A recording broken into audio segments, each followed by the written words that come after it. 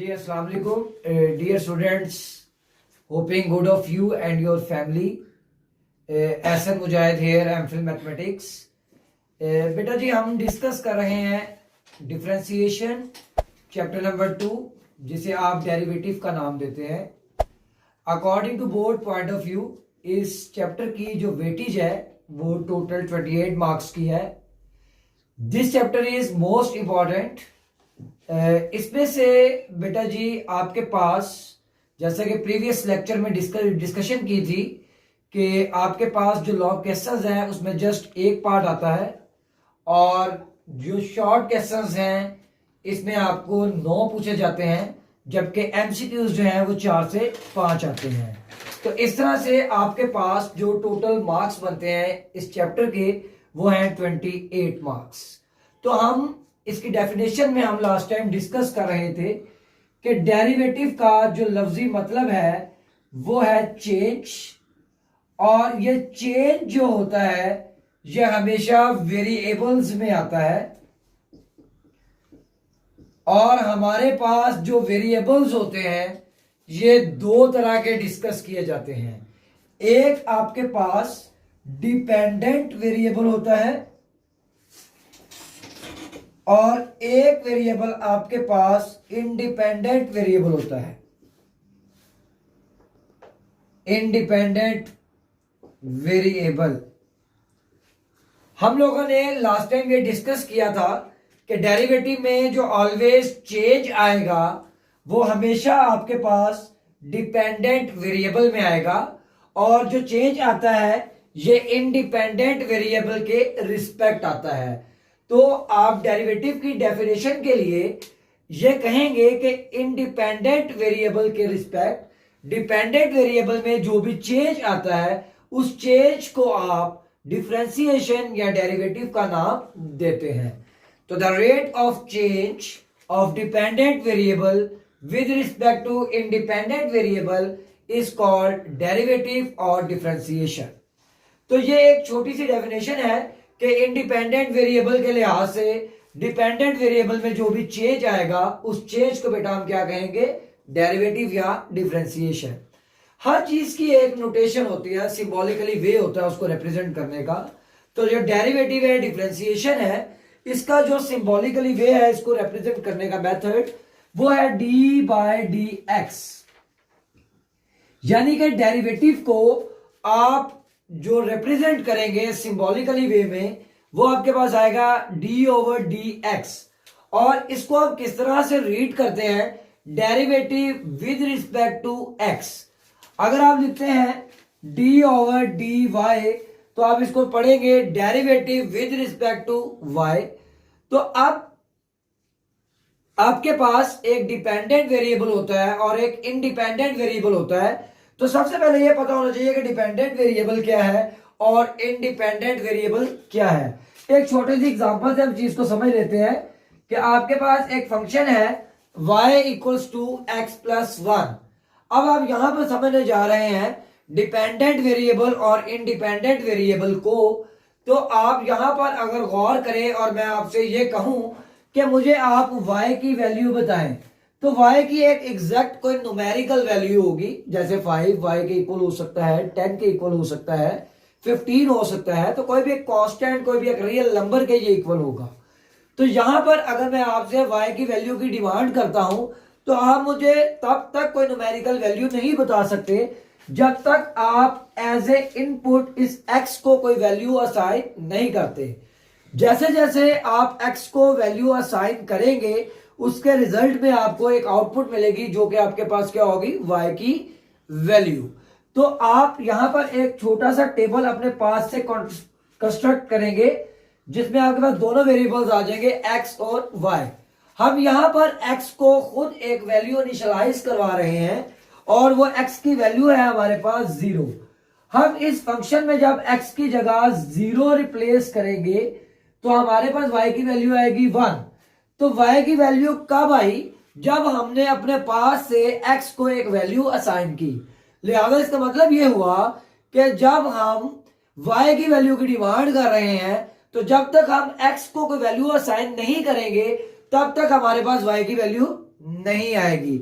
It means that कि y की value depend करती है किसके ऊपर, x के ऊपर। तो लिहाजा हमारे पास x की वैल्यू का होना जरूरी है। तो यहां से हम अपने पास से एज्यूम करते हैं, लेट कर लेते हैं, सपोज कर लेते हैं 0। सेम एज इट इज अगर मैं x को एज ए इनपुट एक वैल्यू साइन करवाता हूं 1 और मुझे इसकी आउटपुट में आंसर मिलता है 2, तो मैंने यहां पर एज ए इनपुट इस फंक्शन की डोमेन में 1 रखा और मुझे इसके आंसर में एक रेंज मिली, एक आउटपुट मिली, और वो आउटपुट है हमारे पास क्या, 2। तो इसका मतलब ये हुआ कि y यहां पर आपके पास एज ए डिपेंडेंट वेरिएबल है, जबकि आपके पास x जो है ये यहां पर एज ए इंडिपेंडेंट वेरिएबल है। तो आप ये भी कह सकते हैं कि जो लेफ्ट साइड पर आपके पास वेरिएबल आ रहा है वो आपके पास डिपेंडेंट वेरिएबल है, और जो राइट हैंड साइड पर वेरिएबल आ रहा है वो आपके पास इंडिपेंडेंट वेरिएबल है। तो बेटा जी ये तमाम की तमाम वो डिस्कशन थी जो हमने लास्ट टाइम की थी। अब जरूरी नहीं है कि हम लेफ्ट और राइट के लिहाज से ही जो है वो डिपेंडेंट और इंडिपेंडेंट को पहचानते हैं। आपके पास फंक्शन न्यूमिनेटर में भी हो सकता है और आपके पास फंक्शन डिनोमिनेटर में भी हो सकता है। तो आप याद रखेंगे जब दो फंक्शंस क्वोशिएंट की फॉर्म में हो, फ्रैक्शन की फॉर्म में हो, डिवीजन की फॉर्म में हो, तो जो भी फंक्शन न्यूमिनेटर में लिखा होगा उस न्यूमिनेटर वाले फंक्शन को आप ऑलवेज डिपेंडेंट फंक्शन बोलेंगे, और जो डिनोमिनेटर में फंक्शन होगा उसको आप ऑलवेज इंडिपेंडेंट वेरिएबल कहेंगे या इंडिपेंडेंट फंक्शन कहेंगे। क्योंकि जैसे जैसे डिनोमिनेटर में आप वैल्यू को इंक्रीज करेंगे या डिक्रीज करेंगे वैसे वैसे आपके पास उस फंक्शन में जो है वो क्या आएगा, चेंज आएगा। तो जब भी दो फंक्शंस डिवीजन की फॉर्म में होंगे तो जो न्यूमिनेटर में फंक्शन होगा वो डिपेंडेंट फंक्शन होगा, और जो डिनोमिनेटर में फंक्शन होगा वो आपके पास इंडिपेंडेंट फंक्शन होगा। तो आपने ये बात ध्यान में रख लेनी है कि डेरिवेटिव में या डिफरेंशिएशन में जो ऑलवेज चेंज आता है वो डिपेंडेंट वेरिएबल में आता है और with respect to independent variable आता है।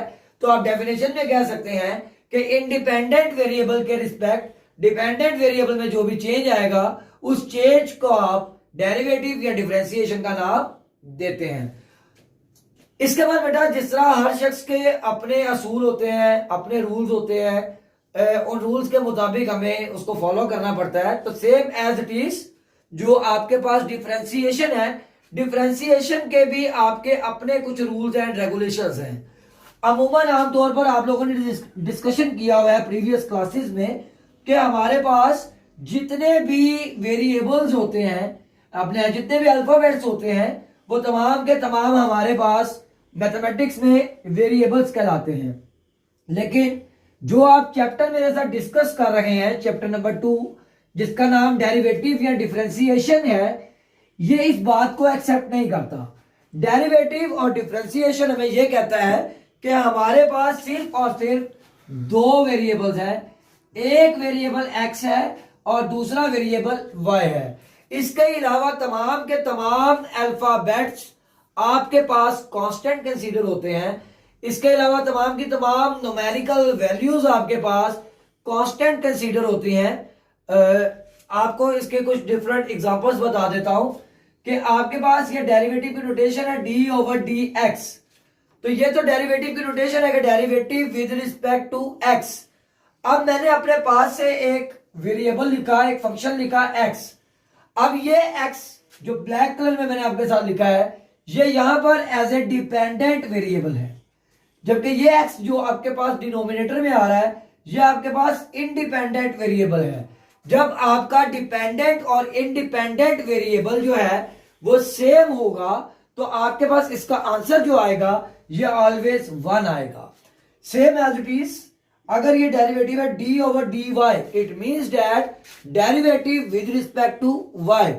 अब आप एक और न्यूमिनेटर में वेरिएबल ले रहे हैं, एक फंक्शन ले रहे हैं जो कि आपके पास क्या है, y। तो डिपेंडेंट और इंडिपेंडेंट फिर सेम है तो आपके पास आंसर जो आएगा वो क्या आएगा, 1।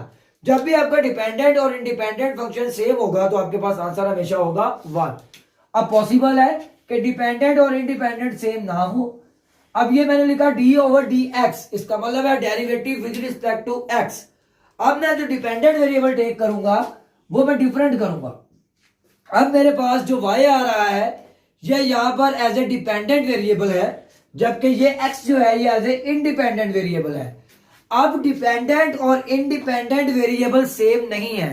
जब डिपेंडेंट और इंडिपेंडेंट वेरिएबल सेम नहीं होंगे तो आप यूजुअल मल्टीप्लीकेशन करेंगे, यानी कि न्यूमिनेटर को न्यूमिनेटर से मल्टीप्लाई करेंगे और डिनोमिनेटर को डिनोमिनेटर से मल्टीप्लाई कर देंगे।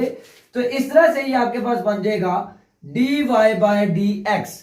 ये dy by d x derivative of the first function को रिप्रेजेंट करता है। अब इस derivative dy by d x को किसी ने इंट्रोड्यूस भी करवाया होगा। अब जाहिर सी बात है हम मैथमेटिक्स को डिस्कस कर रहे हैं तो किसी मैथमेटिशियन ने जो है इंट्रोड्यूस करवाया होगा।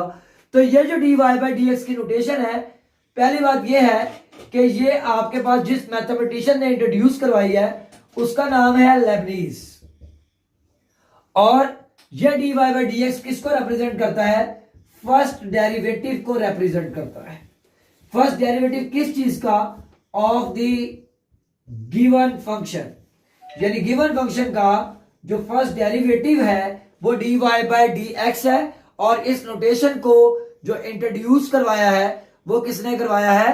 लेबनीज ने करवाया है।